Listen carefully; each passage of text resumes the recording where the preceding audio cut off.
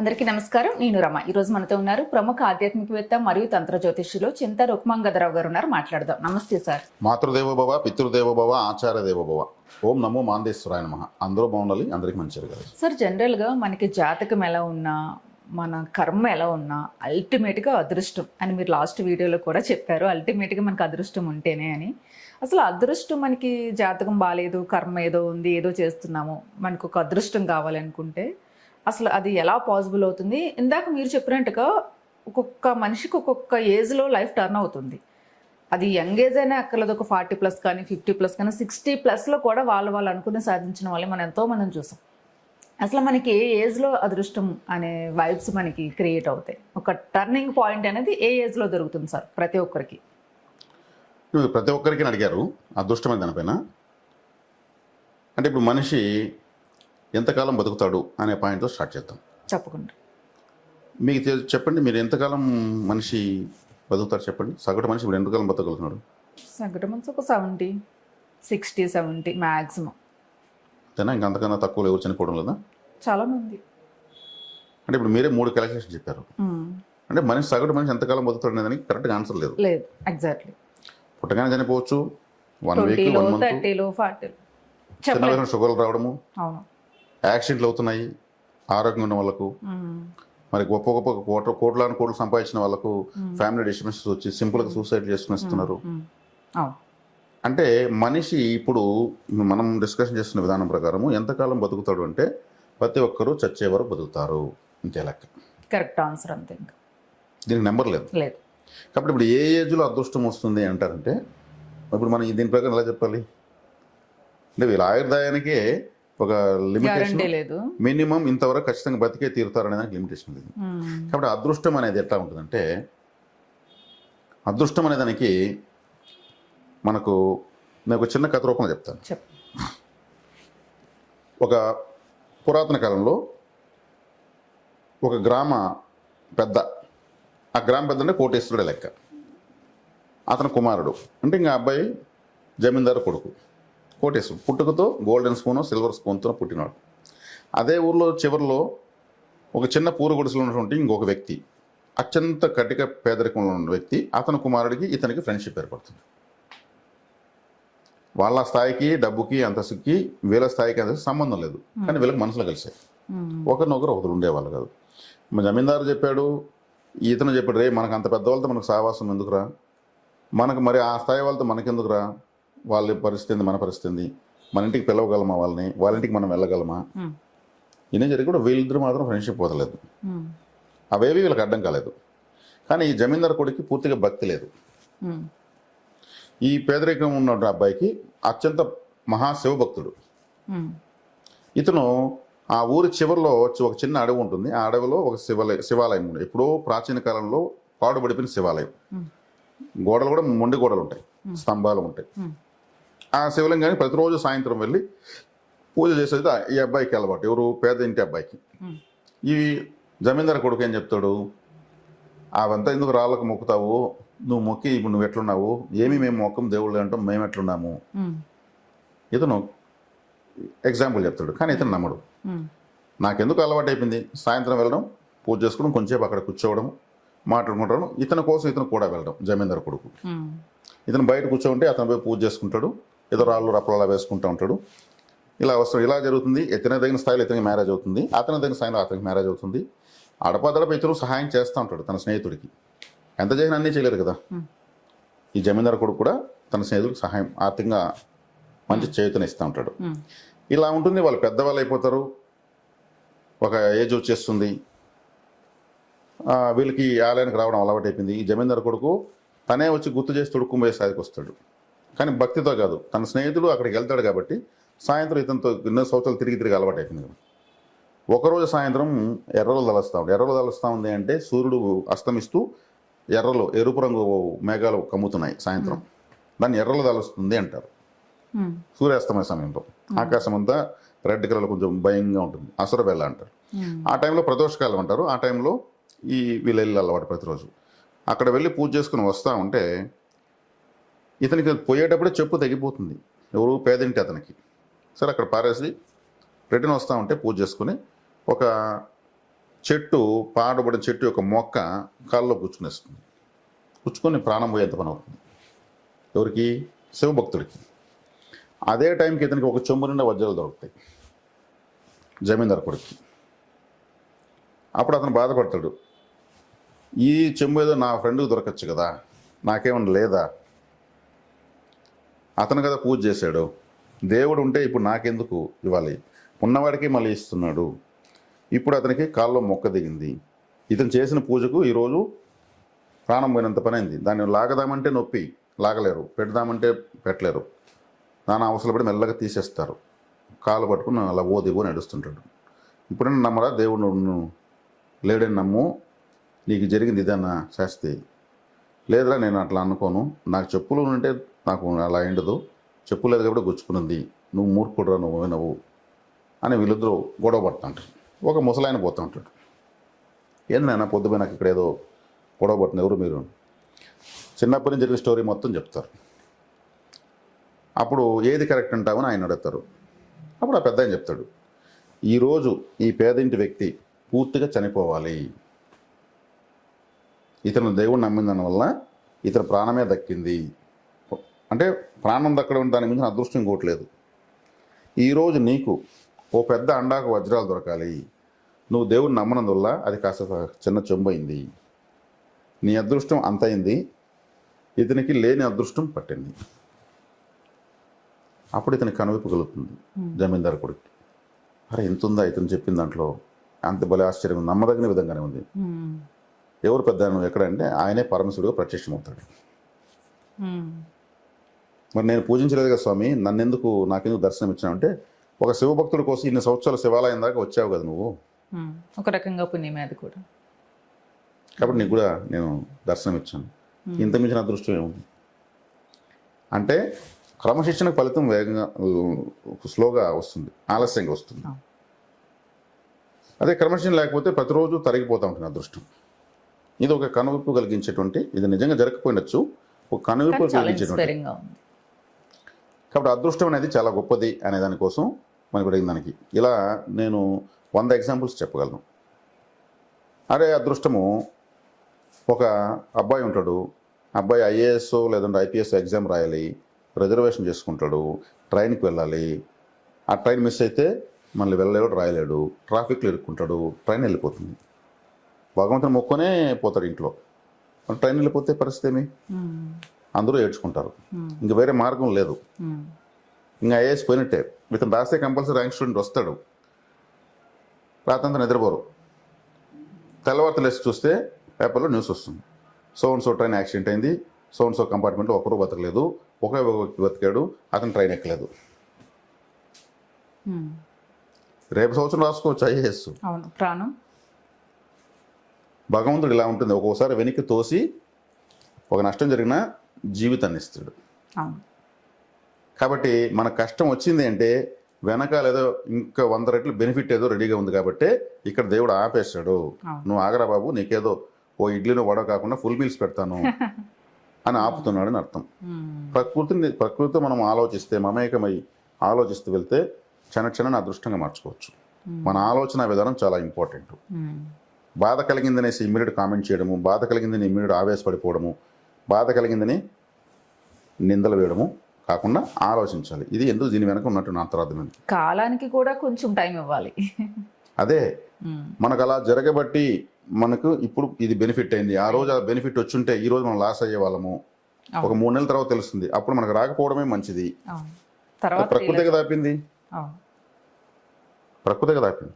ఓ బండ్లోనో ఒక కారులోనో లేదా నడుచుకుంటూ వెళ్తే ఎదురుగా ఒక పెద్ద పాము వచ్చేసింది అనుకోండి, అది మనం చూసేసి పక్కకు తిరిగి వెళ్ళిపోయింది అనుకోండి, మన అదృష్టమే కదా.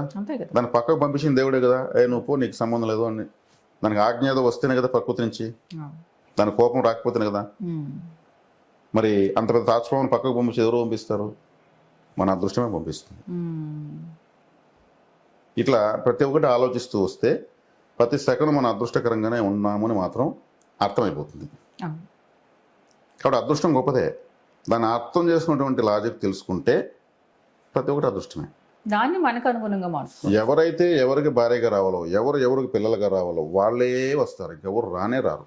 నేను అక్కడ అక్కడ ఒక సంబంధం చూశాను, ఆమె పెళ్లి చేసుకున్నాను, ఈయన పెళ్లి చేసుకున్నాను అనుకో, కానీ ఎవరు ఫిక్స్ అయ్యారో వాళ్ళే వస్తారు. అంతేనా నిజంగా? వచ్చి అంతే. అది అందుకే మ్యారేజ్ మేడ్ ఇన్ హెవెన్ అన్నారు. స్వర్గం, దేవుడే నిర్ణయిస్తాడు పెళ్ళి అనేది. స్వర్గం తీసుకుంది వివాహానికి. వివాహం దైవ నిర్ణయం, దైవ నిర్ణయం ప్రకారమే వస్తారు. కాబట్టి దేవుడు ఇచ్చింది అదృష్టమే. దానికి మళ్ళీ మనం డిజైన్స్, అడిషనల్ మేకప్లు చేయాల్సిన అవసరం లేదు. ఎవరైతే వాళ్ళే వస్తారు. ఎవరికైతే మనం ఎలా బాకీ ఉన్నామో, భార్య రూపంలో ఎవరికి బాకీ ఉన్నారో, భర్త రూపంలో ఎవరెవరికి బాకీ ఉన్నారో, పిల్లల రూపంలో ఎవరెవరు ఉన్నారో వాళ్ళే వస్తారు. వేరే రారు. కొంత పిల్లలే ఉండరు, దేవుళ్ళు మొక్కిందని ఉంటారు. వాళ్ళకు పిల్లలు పుడితే కష్టాలు అనేది ఉంటుంది, వాళ్ళకి ఆ విషయం తెలియదు. ఉన్నదంతా పోవాలి పిల్లలు పుడితే. అప్పుడు దేవుడు ఇప్పుడేదో బాగానే పెట్టుకున్నారు, ఈ పిల్లలు ఇచ్చి వాళ్ళకు ఉన్నదంతా పోయేది ఎందుకు? ఇవ్వడు. పిల్లల రూపంలో వాళ్ళకి బాకీ లేదు, పిల్లల రూపంలో వాళ్ళకి అప్పు లేనప్పుడు వాళ్ళకి పిల్లలు రారు. మొదటి అప్పుల వల్ల పిల్లలే. మనం బయట వాళ్ళు అనుకుంటూ ఉంటాం, మన అప్పుల వల్లే పిల్లలకు పుడతారు, మనం పిల్లలుగా మన తల్లిదండ్రులు పుట్టాం. రుణపడి ఉంటేనే పిల్లలు పుడతారు. రుణానుబంధ రూపేణ పశుపతిని సుతాలయ్య అన్నారు. కాబట్టి ఇక్కడ అడిగడిగి అప్పు కడతారు పిల్లలకు. నీకు ఇంకేం కావాలన్నా ఇంకా అది తీసుకోరా, ఇంక ఇది కాదు, ఇంకా ఇది బాగుంటుంది, ఇంకా తీసిస్తాంటారు. అప్పు అలా కడతారు అనమాట. మన కుటుంబం కాకుండా వేరే వాళ్ళు ఉంటే మనము అడిపో తలకైనా పనుకుంటాం. ఇప్పుడు ఇలా ఆలోచిస్తూ పోతే మనిషిగా పుట్టడమే ఒక లైఫ్ పెద్ద అంతే. మనిషిగా పుట్టి మనకు దేవుడు మనిషిగా సెలెక్ట్ చేసినందుకే భగవంతుడు రోజుకు 100 సార్లు దండమైన తక్కువే. ఇన్ని ఆలోచించుకున్నటువంటి సౌకర్యాన్ని, సౌలభ్యాన్ని భగవంతుడు ఇచ్చాడు. మళ్ళీ ఇన్ని ఇచ్చి కూడా దేవుడు మళ్ళీ తలకాయ తింటాడు. నాకు అది కావాలా, నాకు ఇది కావాలా, నాకు అది ఇవ్వు, నాకు ఇది. ఏకంగా మనిషి జన్మ ఇచ్చేసి అన్ని సౌకర్యాల మధ్యలో మనం తిప్పుతున్నాడు ఆయన. మనం సెలక్షన్లో ఫెయిల్ అవుతున్నాం, మనం చేసుకోలేకపోతున్నాం మన లైఫ్. ఇప్పుడు చీమలు చక్కెర ఇసుక కలిపేస్తే చీమలు ఏమి ఎత్తుకుంటాయి? చక్కెర ఎత్తుకుంటాయి. మనం ఏమెత్తుకుంటున్నాము? రెండు కలిపి ఎత్తుకుంటున్నాం. అంటే మనకు కావాల్సిన మనం సెలెక్ట్ చేసుకోవాలి. అవసరం లేనిది కూడా సెలెక్ట్ చేసుకోవడం వల్ల, అవసరం లేనిది కూడా ఆశపడటం వల్ల సమస్యలు మనం క్రియేట్ చేసుకుంటున్నాం. మళ్ళీ సమస్యలోకి వెళ్ళినప్పుడు మళ్ళీ దేవుని తిరిగిపోతున్నాం. అప్పు తీరకపోతే దేవుని తిరిగి అప్పులు తిరాలంటాము. అప్పు చేసేటప్పుడు దేవుని దగ్గరికి వెళ్ళి చేసామా, అదే అప్పు దేవుని దగ్గరికి వెళ్ళి అప్పు చేస్తామని తీరిపోతుంది. రైలది దేవుడి దగ్గరికి వెళ్ళి, స్వామి నేను అప్పు చేస్తున్నా, తీర్చేదారి నువ్వు చూపించాలి అని చెప్పి ప్రతి అప్పు చేయండి, ప్రతి అప్పు తీరుతుంది. దొరికింది కదా అనేసి తీసుకుంటూ పోతాం, తీరకపోతే మాత్రం దేవుని దగ్గర ఏడుస్తాం. తీసుకునేటప్పుడు నాకు చెప్పావా అంటాడు దేవుడు. ఆయనకు ఒక క్రమశిక్షణ ఉంటుంది కదా. కాబట్టి ప్రతి అప్పు దేవుడు చెప్పు, ప్రతి విషయం. అప్పుడు ఏమవుతుంది? చెప్పరు. ఎందుకు చెప్పరంటే తీసుకునే అప్పు న్యాయంగా తీసుకోరు. బతకడం కోసం కాకుండా జలసా చేసిన దేవుడి గారు చెప్తారు, దేవుడు తీసివ్వడు. బతకడం కోసం అయితే ఓకే, పిల్లల చదువులకా, ఇల్లు కట్టడానికా, పెండింగ్లకా, ఇవన్నీ బాధ్యత అయితే అప్పుడు దారి చూపిస్తాడు. వేరే థాట్ పెట్టుకుని పోతే రాదు. కాబట్టి దేవుడి దగ్గర చేసేటప్పుడు వెళ్ళరు. తీరకపోతే దేవుడి సంబంధం ఉంది. ఇప్పుడు జనాలు ఎలా ఉన్నారంటే ఇలా మొక్కితే అలా దేవుడు ప్రత్యక్షమై ఏటీఎం కార్డు పిన్ నెంబర్ ఇవ్వాలి. దేవుడు తీసుకో బాబు, పోయి విత్డ్రా చేసుకో, మరి నా ఏటీఎం కార్డు నాకు ఇచ్చారంటే దేవుడు క్యాష్ వాళ్ళు వేయాలి అన్నట్టు అట్టున్నారు. అప్పుడు దేవుడు ఉన్నట్లు ఇన్స్టెంట్ గా కావాలన్నీ. కాబట్టి దేహో దేవాలయ ప్రోక్తో జీవో సనాతన అన్నారు. అంటే మన దేహమే దేవాలయము, మన జీవుడే సనాతన దైవం అని చెప్పాడు ఆది శంకరాచార్య వారు. మనలో దేవుని చూసుకోకుండా మళ్ళీ బయట వెళ్ళి ఎదుర్కొంటున్నాం. ఇది వీళ్ళకి అర్థం కాదని గుళ్ళు కట్టుకుంటూ వచ్చాడు ఆయన. గుడి కడితే అక్కడికి వెళ్ళిన వేసి పూజ చేస్తారు. విగ్రహారాధన అక్కడే ప్రారంభమైంది. నిగ్రహం ఉన్నవాడు విగ్రహం దగ్గరికి వెళ్ళడు, నిగ్రహం లేనివాడు విగ్రహం దగ్గరికి వెళ్తాడు. అర్థమైందా? నిగ్రహం ఉన్నవాడు తాను ఎక్కడున్నా అక్కడ దేవుడిని చూసుకుంటాడు. లేని వాళ్ళ కోసమే విగ్రహాలు అని కూడా ఒక మాట ఉంది. కాబట్టి ఇలా చెప్తూ వెళ్తే ఈ అదృష్టం అనేది ప్రతి సెకండ్కి మనల్ని పలకరిస్తూనే ఉంటుంది, హెచ్చరిస్తూనే ఉంటుంది. నష్టం జరిగి నాకు అనిపిస్తానే ఉన్నది, నాకు తడతానే ఉన్నది మైండ్లో అంటారు. అంటే ప్రకృతి తెలియజేస్తూ ఉంది, ప్రతి విషయాన్ని తెలియజేస్తుంది. ఒక పిల్లి అడ్డం వస్తుంది, పిల్లిని తిడతాం. పిల్లి ఒక గొప్ప గైడ్ మనకు. అది వెళ్ళొద్దు అని అక్కడే ఇంటికన్నా ఆపేస్తుంది, పోవద్దు నీ పని కాదని. అంతకుమించి ఎవరు చెప్పేవాళ్ళు లేరు. అది మన పని చెడగొట్టాలని కాదు, అసలు జరగదని తెలియజేసిపోతుంది. అది దాన్ని మన కృతజ్ఞతలు చెప్పాలి. కాకొచ్చి అరుస్తుంది, బంధువులు వస్తారు, లేదా ఒక మరణ వార్త తెలుస్తుంది. అంతకుమించినటువంటి కొరియర్ సర్వీస్ ఎవరు చేస్తారు? దాన్ని మనం ఏం పిలిచి పెడుతున్నాం అసలు? బల్లి అరుస్తుంది ఇంట్లో, బల్లి. అరే మీరు మాట్లాడుకుని తప్పు లేదా రైట్ ఏదో ఒకటి తెలియజేస్తూ ఉంటుంది. 3 సార్లు కృష్ణ కృష్ణ కృష్ణ అంటారు. బల్లికి అంత ప్రాధాన్యత ఎందుకుంది? అంటే ప్రకృతి పలు రకాలుగా మన చుట్టుపక్కల ఉండి ఇండికేట్ చేస్తూనే ఉంది, మనమే దాన్ని సరిగ్గా పట్టుకోకుండా వదిలేస్తాం. పూర్వం సంకేతాలన్నీ ఇవే కదా సార్, ఇప్పుడంటే ఇంత టెక్నాలజీ వచ్చింది కానీ. ఇలా ఉంది, మనిషికి అన్ని సౌకర్యాలు ఉన్నాయి. ఓ పిల్లికి దెబ్బ తగిలితే హాస్పిటల్కి వెళ్తుందా? వెళ్ళదు. కానీ బాగా చేసుకోవాలి కదా. అది ఒక టైప్ ఆఫ్ లిక్విడ్ రిలీజ్ చేస్తుంది, నాలుగుతో నాకుతుందని. అప్పుడు మెడిసిన్ రిలీజ్ అవుతుంది, ఆ టైంలోనే రిలీజ్ అవుతుంది మెడిసిన్. ఎక్కడైనా ఎవరిలో చూడొచ్చు, మట్టి లోడేసి దాన్ని పెట్టి మళ్ళీ మట్టి పోసేసి కొంచెం కూర్చుంటుంది. భూమిలో ఉన్నటువంటి హెర్బ్స్ దానికి మెడిసిన్గా ఉపయోగపడతాయి. నేచర్ దానికి ఎలా తెలుసు ఇవన్నీ? మరి ప్రకృతి నవ్వు ఫాలో అవుతున్నాయి, అవును. మనం ఫాలో అవ్వాలి. ఏం కాదులే మనం వెళ్దామంటారు. ఒక్కోసారి బండిలో దొల్లిచ్చి కూడా ఆపేస్తుంది ప్రకృతి పోనీయకుండా. దెబ్బతిలు ఒక నెల కాబట్టి ఇంట్లో ఉన్నాయి, విడిపోయి పూర్తిగా ఎగిరిపోయేదాని కన్నా. అంటే మనము ఎండ ఎక్కువ కాసిందనుకో పాడు ఎండ ఎంత కాస్తుంది అంటాం, గాలి ఎక్కువ పాడు గాలి అంటాం, ఈ పాడు అని ఎప్పుడు అవుతుందంటాం. అవన్నీ లేకపోతే అసలు మనం బతకలేం. సూర్యుడు యొక్క శక్తి ఎంత ఉంది, ఎంత తీవ్రంగా ఉంది సూర్యుడు యొక్క శక్తి, ఒక గ్రహం యొక్క శక్తి, కాంతి ఎంత కిందికి వస్తుందో ఆలోచిస్తామా? గాలి ఇంత అద్భుతంగా తోలుతా ఉంది చూడు. ఈ గాలి అంటే ప్రకృతి తలుచుకుంటే ఏదైనా ఉండగలదా? ఎంత శక్తి ఉంది గాలికి, మనం ఎంత అనగలమా? పాడు గాలి అంట. పాడు వాన అంటే మొత్తం ఈ నగరాన్ని శుభ్రం చేయాలంటే మనుషుల వల్ల కాదు, ఒక గంట వానకు మొత్తం వెళ్ళిపోతుంది, శుభ్రం అయిపోతుంది, అద్భుతమైన సువాసన వస్తుంది, స్వచ్ఛమైన గాలి వస్తుంది. ప్రకృతిని ఎప్పుడు నిందించకూడదు, నిందించకుండా దాన్ని అభినందిస్తూనే ఉండాలి, మనకు తోడుంటుంది. ఇదే అదృష్టం. ఇంత అదృష్టకరంగా ఆలోచించాలి. మన ఆలోచనలోనే అదృష్టం ఉంది కదా. నిజం అది. కాబట్టి మనకు గెలాక్సీ ఎలా ఉంటుంది, 1,000 నక్షత్రాలతో వెలుగుతూ ఉంటుంది. అలా మన బ్రెయిన్ అలా ఉండాలి. మరి దానికి ఏమైనా డబ్బులు కడుతున్నామా? జిఎస్టీ కడుతున్నామా? ఏదైనా గవర్నమెంట్ ఆఫీస్లో సర్టిఫికేట్ ఇస్తున్నామా? లేదు కదా. కాబట్టి ఇలా ఎందుకు నిత్యం ఇలా ఎందుకు ఆలోచించుకోకూడదు? మనకేం రావాలో అదే వస్తుంది అనుకున్నామంటే హ్యాపీగా రిసీవ్ చేసుకోవచ్చు. ఒక నష్టమే వస్తే కూడా సూపర్ దాన్ని అభినందించవచ్చు. నాకు ఇలా రావాలని వచ్చి వచ్చింది అనుకోవచ్చు. ఇలా జర్నీ చేస్తూ వెళ్ళిన వాళ్ళే మహానుభావులు, మహాత్ములు అవుతారు. దాంట్లో ఎటువంటి సందేహం లేదు. గ్రహాలు వాళ్ళకి వ్యతిరేకంగా పనిచేయవు, అనుకూలంగానే ఉంటాయి. వాళ్ళు సిద్ధశక్తులు సాధిస్తారు. ప్రకృతిలోంచి ఏ ట్రాఫిక్ అడ్డం ఉండదు వాళ్ళకు. ఇలా సాధన చేయగానే అలా వచ్చేస్తుంది సిద్ధశక్తి. ఇప్పుడు ఇంత ట్రాఫిక్ జామ్ బ్రెయిన్లో పెట్టుకొని మనకు సిద్ధశక్తులు రావాలా, లేదంటే అదృష్టం పట్టాలా, అనుకున్న వెంటనే కావాలని ఎలా అవుతుంది? కాదు. కాబట్టి ఆలోచించాలి. మనం ఏం ఆలోచిస్తున్నామో దాన్ని ముందుగా ఎలా ఆలోచించినప్పుడు ఖచ్చితంగా ఆలోచన బాగా చేస్తాం. అందుకే అంటారు బాగా ఆలోచించు ఉంటారు టీచర్స్ పిల్లల్ని. రే బాగా ఆలోచించరా, బుర్ర బాగా పెట్టరు అంటుంటారు. ఇది చెప్పకపోయినా అతను ఆలోచిస్తాడు కదా. కానీ ఆలోచనకు పదును పెట్టు, ఆలోచించు. ప్రతి ఒక్కదాన్ని ఆలోచించగలిగితే ఎక్కడ ఏమరము, ఎక్కడ లాస్ కాము, ఆ వికాసమే వేరే ఉంటుంది. ఒక 100 పుష్పాలు వికసించినట్టు ఉంటుంది మన బ్రెయిన్. అప్పుడు కూర్చొని మెడిటేషన్ చేస్తే అద్భుతమైనటువంటి ఒక సువర్ణమయమైనటువంటి ఒక కాంతి కనిపిస్తుంది. ఆ కాంతిలోంచి మళ్ళీ బయటకు రాలేము. ఆ కాంతికి దర్శించడమే అదృష్టం. వండర్ఫుల్గా ఉంది. అంటే ఇట్లా ఆలోచించిన వాళ్ళే మాస్టర్ మైండ్స్ ఉంటారు. అంతే కదా. ఇంక వాళ్ళకి ఏ మరకలు ఉండవు, ఏ ఆటంకాలు ఉండవు. నథింగ్ పాసిబుల్ వాళ్ళకి. ఈ సంతోషం అనేది ఒక నాగార్జున సాగర్ డ్యామ్కి ట్యాప్ బిగించుకున్నట్లే కంటిన్యూ ప్రవహిస్తూ ఉంటుంది. అది కంటిన్యూ వస్తూనే ఉంటుంది, అన్లిమిటెడ్ లైఫ్ టైం, జన్మలకి, తరతరాలకు, శాశ్వతంగా. ఒక ఫ్రెండ్ ఉన్నాడు, నేను ఈ ఒక 10 సంవత్సరాలు ఫుల్గా సంపాదించేసి చాలు మళ్ళీ నాకు జీవితం, ఇంకా అంతకుమించి నాకేం అవసరం లేదు అన్నాడు.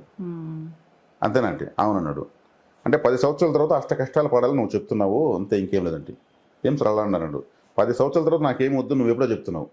ఆ 10 సంవత్సరాల తర్వాత నీకేమీ రాదు. అప్పుడు ఇంకా ఏజ్ 10 సంవత్సరాలు ఎక్కువ అవుతుంది. అప్పుడు ఇంకా ఎక్కువ కష్టం, ఎనర్జీ తగ్గుతుంది. అంటే ప్రకృతికి ఏమి ఇండికేషన్ ఇస్తున్నావు?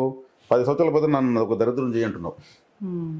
అయ్యో ఏం ఎంత భయంకరంగా మారుతున్నావు అన్నాడు. భయంకరంగా ఏంది బాబు, నువ్వు అదేదో అడిగేదేదో నాకు శాశ్వతంగా సంతోషం కావాలి, నువ్వు దాంట్లో 10 సంవత్సరాలు లేదు, నాకు లైఫ్ టైం హ్యాపీగా ఉండాలని చెప్పు. ఏమన్నా నష్టం ఏమైనా ఉందా? 10 ఏళ్ళు నేను సంతోషంగా ఉండాలి, ఆ తర్వాత నేను అన్ని బాధలు అనుభవించాలని ఎందుకు చెప్తున్నావు? అప్పుడు లిమిటేషన్ నెంబర్ చెప్పకు ప్రకృతికి. ప్రకృతికి నాకు ఇంతవరకు కావాలంటే అంతవరకు ఇస్తుంది, మళ్ళీ ఇవ్వదు. నువ్వు అడిగింది అంతవరకే నేనేం చేసేది అంటుంది. శాశ్వతంగా కావాలని అడుగు. జన్మలకు నాకు తరగని సంతోషం అడుగు, జన్మలకు తరగని సంపదలు అడుగు. ఇస్తా వస్తా ఉంటుంది. ఉమ్. నాకు 10 ఏళ్ళు అంటే 10 ఏళ్ళు, 5 ఏళ్ళు నిద్రపోతే 5 ఏళ్ళు మెలుకుంటావు. అదే 10 ఏళ్ళు అంటే కాబట్టి ప్రకృతి ఇవ్వలేని మనం అడగలేము. ఉమ్. ఓ 70 లక్షల కోట్లు, ఓ 90 లక్షల కోట్లు అడిగితే ప్రకృతికి ఒక చిన్న పెనతో అటు చుక్క పెట్టినట్టే. ఉమ్. ఏమి అడగలేదు, ఏమి ఇతను అడిగేదే తెలియదు అనిపిస్తుంది. ఉమ్.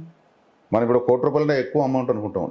ఒక 90 లక్షల కోట్ల రూపాయలు కూడా ప్రకృతికి అలా చుక్క పెట్టినట్టే ఇస్తుంది. దశల వారికి ఇస్తూనే వచ్చేస్తుంది. ఉమ్. కాబట్టి అడిగేది మనం ఎలా అడగాలో నేర్చుకోవాలి. అడిగే విధానం తెలుసుకుని ఆ లాజిక్ తెలుసుకుంటే అద్భుతంగా ఆహ్వానించు. ప్రకృతి ఎక్కువ అడిగే కొద్దిగా ప్రకృతి పరవశిస్తుంది. ఉమ్. నాకు 10,000 చాలంటే అస్సలు బెగ్గర్లాగా చూస్తుంది. ఉమ్. ఎంత ఎక్కువ అడగలిగితే అంత ఎక్కువ, అంతగా మల్టిపుల్ టైమ్స్ ప్రకృతి ఇస్తుంది. పరిస్థితుల రూపంలో, వ్యక్తుల రూపంలో, అవకాశాల రూపంలో అదృష్టం అన్ని రకాలుగా వస్తూ ఉంటుంది. ఉమ్. అన్నీ కలిసి సంపదగా మారుతుంది. ఉమ్. కాబట్టి మానసిక ఆరోగ్యం చాలా ఇంపార్టెంట్. ఉమ్. ఇప్పుడు మన మానసిక ఆరోగ్యం బాగుందంటే సంపదల రూపంలో, ఆరోగ్య రూపంలో, సామాజికంగాను ఎలా ఉండాలో అన్ని రకాలుగా బాగుంటాం. ఎప్పుడు మనకు మానసిక ఆరోగ్యం అంటే క్యారెక్టర్ అని అర్థం. ఇది బాగుండదో మొత్తం మనం అన్ని విధ్వంసాలు చేసేటువంటి సంఘ విద్రోహ శక్తులు ఎలాగా తయారవుతారు. ఉమ్. కాబట్టి మనం ఎలా ఆలోచిస్తున్నాం, ఎంత ఆరోగ్యంగా ఆలోచిస్తున్నాం, ఎంత అదృష్టకరంగా ఆలోచిస్తున్నాం, ఎంత తెలివిగా ఆలోచిస్తున్నాం, ప్రకృతిని ఎంత ఫ్రెండ్షిప్ చేస్తున్నాం, ప్రకృతిని ఎలా పలకరిస్తున్నాం, ఉమ్. ఎంత క్యూట్గా పిలుస్తున్నాం, ప్రకృతి ఎంత బాగా మనకు దగ్గర అవుతుంది అవకాశాల రూపంలో అనేది మనం దర్శించవచ్చు. మల్టీ కలర్స్లో మనకు పిక్చర్ చూపిస్తుంది. ఉమ్. నేను ఇంతకుముందు ఒకసారి మన ఛానల్లోనే ఓంకారం గురించి చెప్పాను. అవును. నీ ఆకారం ఓంకారం అని చెప్పాను. ఉమ్. ప్రతి ఒక్కరు ఓంకార స్వరూపులే, ప్రతి ఒక్కరు దైవ స్వరూపులే. ఓంకారాన్ని చెప్పిస్తే ప్రకృతితో మాట్లాడినట్టే, ఉమ్. అనంత విశ్వంతో మాట్లాడినట్టే, ఉమ్. మహాఖగోళంతో మాట్లాడినట్టే, విశ్వ చైతన్య శక్తితో మనము కనెక్ట్ అయినట్టే. ఉమ్. అంటే భూమి అనేది ఒక ప్లానెట్ మాత్రమే. 10,000 కోట్ల వరకు పాలపుంతలు ఉన్నాయని అంచనా మాత్రమే. ఎవరు? నాసా వాళ్ళు. 10,000 కోట్లు అంటే అంచనా అంటే ఎట్లా? పాలపుంత అంటే ఏమి? సూర్యుని చుట్టూ 9 గ్రహాలు 10 గ్రహాలు తిరుగుతున్నాయి. ఇది ఒక సౌర కుటుంబం. ఇటువంటి సౌర కుటుంబాలు 10,000 కోట్లు ఉన్నాయని అర్థం. ఉమ్. ఇవన్నీ కలిపితే మన వేదం ఏం చెప్తుంది? భగవంతుడు ఒక రోమకూపంలో మాత్రమే ఉన్నాయని చెప్తుంది. అంటే భగవత్ స్వరూపం ఎంత ఉండాలి? ఇంత భగవత్ స్వరూపాన్ని పలకరించాలి, మాట్లాడాలంటే ఓంకారమే దారి. ఉమ్.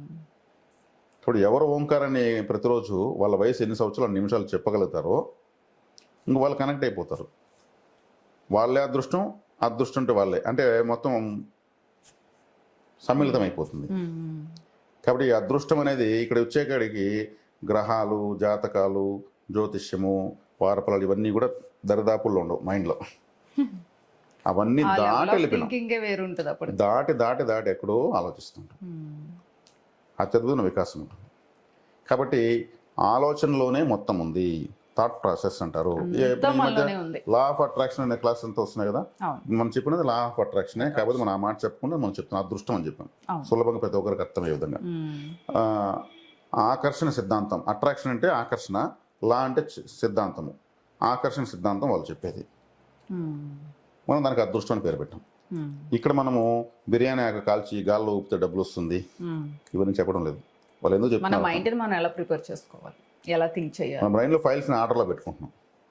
ప్రాక్టికల్గా ఇదంతా పుస్తకాన్ని 1, 2, 3 పేజెస్ వైజ్ ఉంటాయి కదా, అదే 5వ పేజీ, 10వ పేజీ, 70వ పేజీ ఇలాగా ఆర్డర్లో పెడుతున్నాం. పేజ్ వైజ్ లైఫ్ని, మన జీవితాన్ని మనం పేజ్ వైజ్ ఆర్డర్లో పెట్టుకుంటున్నాం. ఇలా పెట్టుకోగలిగితే మనకి ఏదైతే వాటా ఉందో ప్రకృతి నుంచి రావాల్సింది, అది వచ్చేస్తుంది. కుటుంబ పరంగా, ఆర్థికంగా, ఆస్తుల పరంగా, నాలెడ్జ్ పరంగా, పరపతి పరంగా అన్ని ఆ వాటా, ఆ చార్ట్, ఆ కోట మనకు వచ్చేస్తుంది. అన్నీ చేయలేము. అన్నీ చేయడానికి ఈ జన్మ సాలదు. కాబట్టి మళ్ళీ ఉత్తమ జన్మ పుట్టాలని, అందుకే మళ్ళీ పుట్టాలి, మళ్ళీ పుట్టాలి, మళ్ళీ పుట్టాలి, అన్ని దేశాల్లో పుట్టాలి, అన్ని సంస్కృతులు సాంప్రదాయాలు నేర్చుకోవాలి. పూర్వజన్మ సంస్కారంతో ఈ జన్మ సంస్కారం రేపు జన్మలో చూపించాలి. కొంతమంది సంగీత విద్వాంసులు మరో జన్మలో పుడతారు, పుట్టకన 3 ఏళ్ళకి సంగీతం చెప్తుంటారు. గతంలో ప్రాక్టీస్ అది. ఒక 5 సంవత్సరాలకే మ్యాథమెటిక్స్ బోర్డు పని వేసి అన్ని ఫార్ములాస్, ప్రపంచం అన్ని ఫార్ములాస్ చెప్తారు. మ్యాథ్స్ ప్రొఫెసర్ అతను గత జన్మలో. ఇప్పుడు 5 ఏళ్ళకి వెళ్ళాడు అంతే. అది ఎక్కడికి పోదు, వచ్చేస్తుంది. ఇంకెవరు కూడా దాన్ని క్యాప్చర్ చేయలేరు. మీ టాలెంట్ అయినా, నా టాలెంట్ అయినా, ఎవరి టాలెంట్ అయినా అదే జన్మ సంస్కారం అనేది ఇంకో జన్మ కూడా అటాచ్ అవుతూ ఉంటుంది. ఇదే యూనివర్సల్ లా. కాబట్టి దీన్ని ఎక్కువ పెంచుకోవాలి, పాజిటివ్ స్కిల్స్ పెంచుకోవాలి. అటువంటి పాజిటివ్ స్కిల్స్ కావాలని దేవుని అడగాలి. ఓకేనా? ఓకే సార్, చాలా ఎక్సలెంట్గా ఉంది నిజంగా. అంటే ప్రతి నిమిషం మన చేతుల్లోనే ఉంది, ప్రతిదీ ఎవ్రీథింగ్ ఈజ్ మన చేతుల్లోనే ఉంది. అంటే ఇప్పుడు ఇలా ఇలా థింక్ చేస్తున్న వాళ్ళకే ఈ వీడియో వెళ్తుంది. ఎందుకు అంటున్నానంటే ఇప్పుడు నేనున్న ప్రజెంట్ ఆఫ్ మైండ్లో ఇలాగే థింక్ చేస్తున్నాను. నా ఎనర్జీ మీకు తెలుసు కదా ఎలా ఉంటుందో, ఆల్వేస్ పాజిటివ్గా. ఈ క్వశ్చన్ కూడా న్యాచురల్గా వచ్చింది అందుకే. ఇక్కడ ఇంకోటి ఏమంటే, కొత్తగా విన్న వాళ్ళకు కూడా ఈ విధమైన ఆలోచన విధానం రేకెత్తించేటువంటి ఎనర్జీ స్టార్ట్ అవుతుంది 100%. అది స్టార్ట్ అయితే అంటే ఆ విత్తనాలు పడతాయి. ఆలోచన అనేటువంటి ప్రకృతి seeds దగ్గరగా ఉన్నాం అనేది మనందరం. ఇక్కడ మతం లేదు, కులం లేదు, హోదా లేదు, ఏమీ లేవు. ఏమీ లేదు. సరైనటువంటి శక్తివంతమైన ఆలోచన విధానంతో మనం శక్తివంతంగా మారుతాము. అవునవును. విషాదకరమైన మాటలు మాట్లాడుకుంటే మనం బాధపడతాము, ముఖం కాంతి తగ్గిపోతుంది, చాలా దీనంగా అయిపోతాం. అదే శక్తివంతంగా మాడితే రెట్టింపు ఉత్సాహము, ఆ మనోవికాసం అంతా వస్తుంది. ఆల్వేస్ పాజిటివ్ థింక్ చేయాలి. శబ్ద చైతన్యంలో సమస్య సృష్టి ఉంది. అందుకే మంచి మాటకు చెడ్డ మాటకు ఫీలింగ్స్ మారుతాయి. మనం మాట్లాడిన శబ్దమే కదా ఇప్పుడు వినబోతారు అందరూ. ఈ శబ్దంలో వర్డ్సే కదా వాళ్ళని కూడా ఆలోచింపజేస్తాయి. కాబట్టి శబ్ద చైతన్యము, శబ్దంలోంచి సమస్య సృష్టి పుట్టింది. ఇదే అల్టిమేట్. Super అద్రిపోయింది sir. నమస్తే. ధన్యవాదాలు.